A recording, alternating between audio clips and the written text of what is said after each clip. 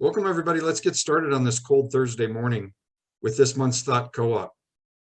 You may have noticed over the past 6 months, we've had many new housing projects presented at our Thought Co-op, and that is in part due to questions we receive from either businesses that are looking to reestablish here in Englewood or current businesses from our medical district to our light manufacturing sector that are really asking us about where are my employees going to live, as well as some excitement from our retail businesses that are looking at these new developments and the people that live in them as potential new customers. So we are very pleased to introduce to you Jimmy McCluskey from Embrey Partners to share a bit about a new planned development near the Oxford and Navajo Street. Jimmy? Yeah. Thanks, David. Yeah, Jimmy McCluskey. Can you guys hear me okay? Yes. Great. Yeah, so my name is Jimmy McCluskey. I'm with Embrey Partners. We are a family-owned real estate company. We've been in business for nearly 50 years now. We're based in San Antonio, Texas, but we've had a pretty big presence in the Colorado market for the past 25 years. Over that 25 years, we've done a lot of projects throughout the city. We've done, projects as far north as Broomfield and as far south as Castle Rock. We've actually been down into the Springs a few times as well. And then also out on the west side, we've got deals that are more urban focused. And so we look for sites that have good access, good visibility, and a clean environment. So that's kind of the way we approach our development process. We are a fully integrated company. So we not only are we on the development side, kind of finding sites and getting them entitled and ready to construct, but we also have a construction company that self-performs on the general contracting side. And then we have a management company that manages the properties for us as well. We've got a pretty good presence on that front as we've worked with partners in Denver and expanding that. So to focus more on Englewood, we've actually done a project. It was about 10, 12 years ago, just northwest of here. It's called Riverton on the Platte. It was the old drive-in movie site that was had some dirty soils, and it was a little kind of rough over there. So we cleaned that area up, and I think that one's been a great success. It was a great success for us, and it's continued to be a success for those that have owned it since us. Just to kind of a little bit to dig into my role. So again, we're a development company first and foremost. And so my role is to kind of go out to neighborhoods and cities like Englewood and to find opportunities. And we just really have had our eye on Englewood for a while. There just isn't a whole lot of opportunities because the city's been built out for 40, 50 plus years. And so when this opportunity presented itself, we were really excited. It's on the hard corner of Navajo and Englewood. It's got a lot of it checks a lot of the boxes that we're looking for.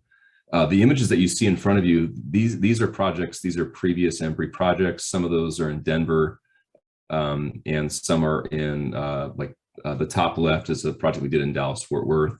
The top right is at the corner of Federal and Colfax. So it's a Denver project called Lux at Mile High. And then the bottom two, left and right, that is a project that we constructed in Lowry with the Lowry Redevelopment Authority. So kind of another Denver project. And so, one of the things that we really focus on, and that at least we pride ourselves on, again, been in business for nearly 50 years. And Walter Embrey, who started the company, is still, shows up to the office and is active in our business. And one of the things that he really drives home for us is the architecture. So finding good locations and then really paying attention and going the extra mile when it comes to the architecture. So you'll see as you look at our projects on the website and or even in these images, we're going to try and add extra materials to make it feel and look I think the project has substance. We have a lot of articulation in our buildings. We change materials. We don't like the just straight horizontal lines. We try and bring materials up and down. We pull walls in and out. We raise parapets high and low. We add, I call it the jewelry, different types of railings, different types of metal awnings, different types of roof structures. All those things really play into what we feel adds value to our community, but then it also adds value to those around us. And so, that's one of the things that has set Embrey apart for the last 50 years, and I think it will continue to. And so, again, the project that we're focusing on here, we are, buried into the architectural details. We're trying to make sure we get everything right, and that's part of our commitment to the city of Englewood that we'll have, in the public setting as we go and talk with them, is just building and maintaining a Class A multifamily project. You want to go to the next slide? Or my control? Okay, yeah. So you all obviously know the area better than I do because you live and work there too. But our site is located again at the hard corner of Oxford and Navajo. It has a light rail stop to the northwest corner. It has access to Santa Fe immediately coming off of the property as you head onto Oxford. You can also get onto Broadway. So we just love the ability to kind of access, the property quickly through public transportation and or road systems. It also, one of the things that we highlighted, which is kind of the public areas. So there's a lot of open space and parks and golf courses and just things for kind of people to get out and stretch their feet, stretch their legs and walk. And so Jason's Park, which is the kind of just east of us, will be a nice amenity for the project. We've also committed, and you'll see in the site plan, to having some park space within our property, which will help alleviate some of the pressure that some of the parks feel, especially when it comes to dogs. So we're providing kind of an on-site dog park, which is a huge amenity for our residents. Selfishly, it serves us. It also, again, just kind of takes a little pressure off of the regional parks. But again, these types of areas, and you all are in the business world and know it better than I do when it comes to the retail space. People walking, getting on the light rail, heading up to Hamden, riding their bikes over to Broadway, just the amount of foot traffic generated by one of these projects is it's noticeable. And so to me, that's a good thing. And with it comes folks that are wanting to buy groceries and all the other, things that come along with living in your city. So, David had mentioned earlier, there's projects that are ahead of us. There's probably going to be a few projects behind us when it comes to looking at opportunities here in Englewood. And I can kind of give you just a quick summary of why we think Englewood is such a fantastic place to invest in, because the project that we're going to talk about, it's a $150 million project. It's a big investment for us. It's an extremely big investment for equity partners and debt partners. So it's like, why would they be coming to Englewood? And we don't have the map, and that's fine, but you all, again, know it. If you pan out, a couple clicks on the Google Maps, you're going to see that Denver hits pretty quickly to the north, right? You have the Denver Tech Center really quickly to the southeast. So there's a ton of jobs, in that kind of vicinity. And then if you also start to look at just kind of that price point of Denver as you work your way south, north being capped a little bit with some of the rail lines and stuff, even though that's being built out. But if you work your way south, to us, Englewood is kind of the next ring on the Denver bullseye of opportunity. And so I think you're going to see a lot of what we're doing, which is kind of buying old light industrial. You may even see, I know that, the whole Hamden area, there's a big redevelopment, which is really exciting for us to see that happen as that takes place with Englewood. But I think you're also going to just see opportunities for even slightly smaller real estate projects that are going to come in and kind of tear down an old building because those uses are obsolete or the product type is obsolete, and bringing in new life, new projects and hopefully new people. So, that's what this, for us, that was really what we were excited about. And so that was one of the reasons for us to be looking Englewood. And I think you're going to see others doing the same.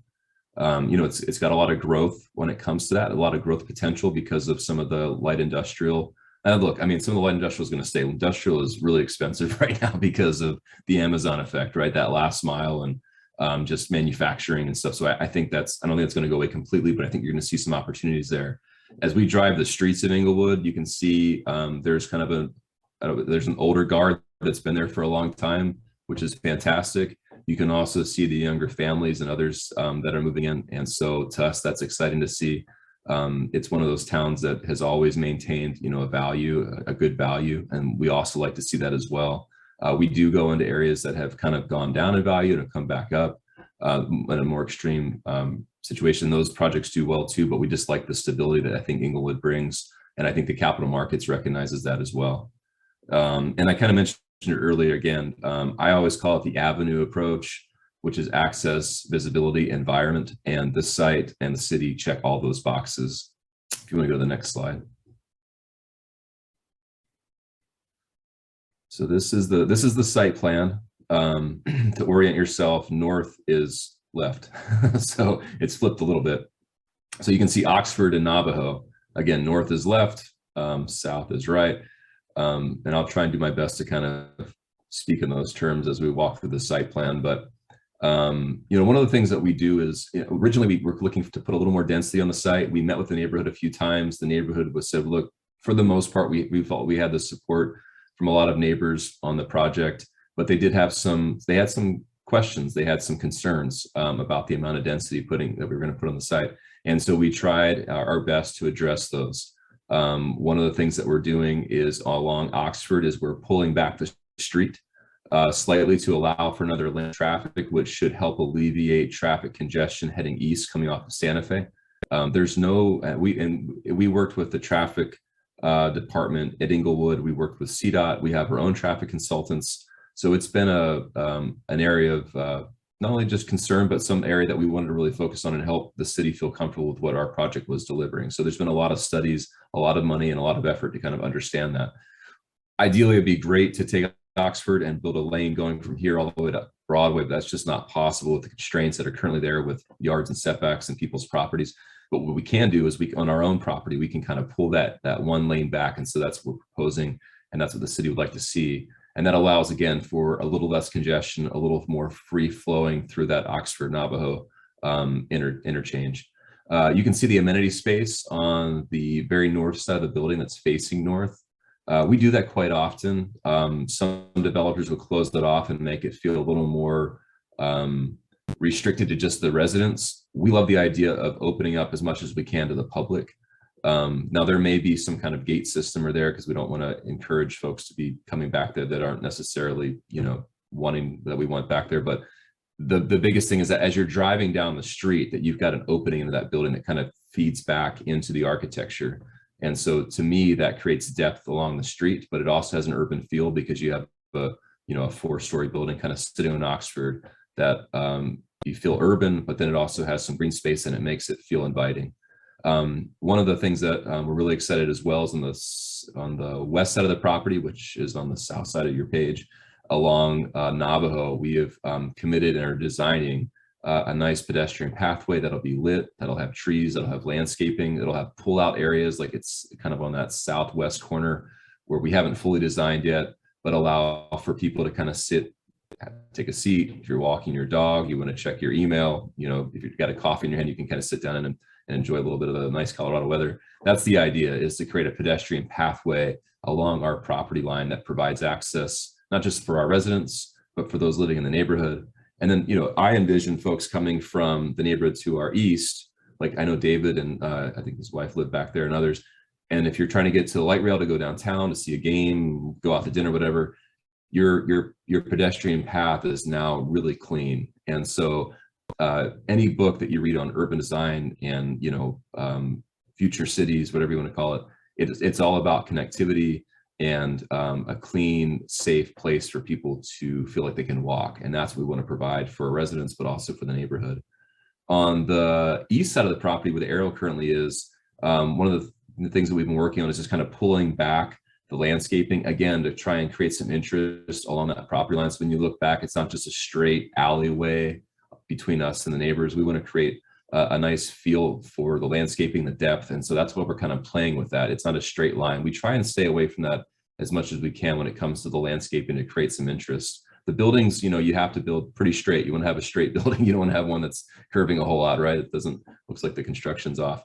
But like I mentioned before, the articulation is important for us. So what I mean by that is some developers and others, no knock on them, but they try the efficiency, the most inexpensive way to build something is to pull everything out in a straight line. So that framer construction concrete guy is pouring, he doesn't have to jog in at all.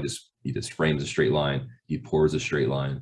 And so we try and stay away from that, much to the frustration of our construction department, because it creates a lot of work, but it does create interest, and it creates pockets of architecture that really, if you don't notice it now or before this, if you start looking at some of the apartment projects in your town or in the city of Denver, you'll notice the ones that look better, the ones that kind of take the time to do that type of design. So that's what you'll see on our buildings. The middle section, there's a pool courtyard, which is fully enclosed. That is one area that, for safety reasons, obvious safety reasons, we will have for resident only. Our community entry is towards the south, and it's shared. So I'll back up just a little bit. The building to our left, you can see that parking garage. So one of the features of this property is that there's no cars on the street. That parking garage is fully enclosed. You don't see it, you don't hear it. And it also parks that entire building within that parking garage. So the idea is that you pull into the garage, not the idea, the function is that you pull into the garage, you park on your floor, and you walk over to your unit. So it's a really great way to add density to a site without you having to see rows and seas of parking. It's a much more expensive type of product to build. Those parking garages, can be $20,000 plus per stall. And when you've got, several hundred of those, it adds up really quickly. But it is a way to add density. And in this case, fully wrapping that garage allows us to provide the privacy, and that one of the concerns of the neighbors was, just the noise. And so we wanted to make sure and address that so they don't hear or see that. And then as you head to the south, our primary entrance is now split between that, what we call a wrap in the industry. It's a wrap is a higher density product to the left. And then to the right are townhomes. Those townhomes, again, 2-car garage on the first floor. They're 3 stories tall. They are for rent. They're not for sale. But what we were trying to do is, as you can see by design, is shove the density up to the hard corner, to Oxford and Navajo, create an urban edge. I think Oxford Station did a great job of doing that. We were trying to complement them on the east side of their property boundary. And then as you head south, you can see those townhome buildings. That's kind of tucking back more towards the neighborhood in our opinion. And so what we want to try and do is create a softer entrance heading as you head back towards Jason's Park and the other residents. And so as you're walking, coming out from the south, which is, I think it'll be a pretty busy walking path once we get this all built out. It'll be a great feel. You will kind of rise up in size and massing of the buildings and the density as well. So you can also see the dog park that we have there. That dog park, it will be, again, the intent is for residents only. And so that, again, that kind of keeps some of the pressure off of the local park systems. And it's an amenity that we try and provide in every project if we can. I'll go to the next slide, and as I wrap this up, of course, we'll take any questions and hopefully be able to answer those questions. This is just a perspective of our project, just a rendering. We're still working on elevations. We have to work through the process with the city, for their approvals. But again, it's a mixture of brick, hardy siding, metal. We've got some kind of flat and pitched roofs, which makes for a nice complement. It's not just all flat, or it's not all pitched. So again, adding that texture to the building is a big part of what we do. It honestly, it's my favorite part of the job. Like, designing the projects is really fun. We take a lot of pride in it. I know you all have to live with it for the next, X amount of years. And as far as, you drive by it every day. And so we've always committed to the cities and to the residents. Like, we were going to put the extra time into making sure it feels and looks right. So again, this is still in flux. We have to work through the process, but this is the general feel for the design. If there's another slide, or is that it? I think that may be it. That's great. Yeah. So David, I guess I'll turn it back over to you if you want, and then happy to field any questions. Yeah. Again, if you have any questions, please feel free to throw those into the chat. Jimmy, could you talk a little bit about price point for some of these units and what we're looking at in our area? I know there's, this is obviously not a workforce housing kind of, it's elevated, and we need those properties as well. But yeah. I do know that there's a desire from, like I said, our medical district and our light manufacturing, which is a little bit farther north of here, that share with us that many of their folks that do well aren't able to live, close to work and would prefer that. And so we see that this is part of that solution as well. Yeah, absolutely. Yes. So our price point will range. So we've got a kind of a good mix of units. We have studio units, which are much smaller and drive obviously a smaller charge because of the square footage. And those will range kind of in that $1,200-$1,500 range. So historically, that's been very attainable for more of the workforce in the Denver area. The townhomes are big, and they will probably be they'll be more expensive. They're going to be in that $2,500 to $3,000 range. What we find is, we attract historically, we attract kind of a young professional, 25 to 40 years old, folks that either saving up for a house, folks that are kind of renters by choice. And so that's really the demographic that we appeal to, is that kind of young professional. The unit size, having those studios will, I think we'll be able to kind of grab some folks that maybe historically haven't been able to find a place in Englewood that they could afford, that was on the kind of the newer side. And then, but yeah, that's kind of the range, is kind of that 550, 600 unit square foot unit to, around 1,500 to 1,800 square feet. And then that price range is roughly, call it 1,500 to 3,000. Great, thank you. Yeah. And can you talk a little bit about where you are in the process right now with the city, and maybe how businesses can help be of help to you guys in moving this project forward? Yeah, absolutely. So, we've kind of just gotten started. I say we've just gotten started. We've been working on this project for a long time, right? We started in the summer and worked with the city staff extensively on just traffic patterns, the product type, and getting them comfortable with what we were presenting here.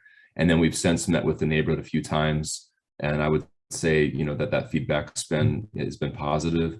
And so our next step is to kind of move towards our zoning process with the city.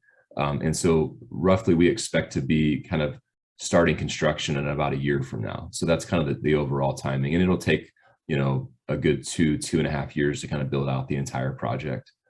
And so our next big meeting, I don't know, Phil, if you can kind of shed some light on when that date is, but I guess I'll let Phil speak on that. But what we're looking for is your support. We hope that the business community would see this as a benefit, not just to the city, but for their interest, as you're getting more residents in there that are making good incomes and want to spend their money in and around the city of Englewood. So Phil, if you can tell us, I'm not sure exactly, our next steps, but yeah, no, absolutely. So thank you very much, Jimmy. And I think that was very interesting. And thank you folks for the chamber for having us this morning. My name's Phil Workman. I'm with the Partner Company. I'm working with Embrey on community outreach, and it's important that as we go through this process, that we certainly engage the community, get as much feedback as possible, and ideally get your support as we go through the process with the city of Englewood. A lot of that process certainly is having these types of meetings, just kind of to give you an update of what we're looking at. The results of what you're seeing now are due to kind of our initial plans of the site, and then feedback we've received to date through our neighborhood meetings. Our next, we've had some smaller meetings with some adjacent neighbors, and we'll continue to do that. And certainly with other constituencies, we certainly appreciate reaching out to the chamber. And I'd like to say, if there's any other groups that you are affiliated with, please let me know.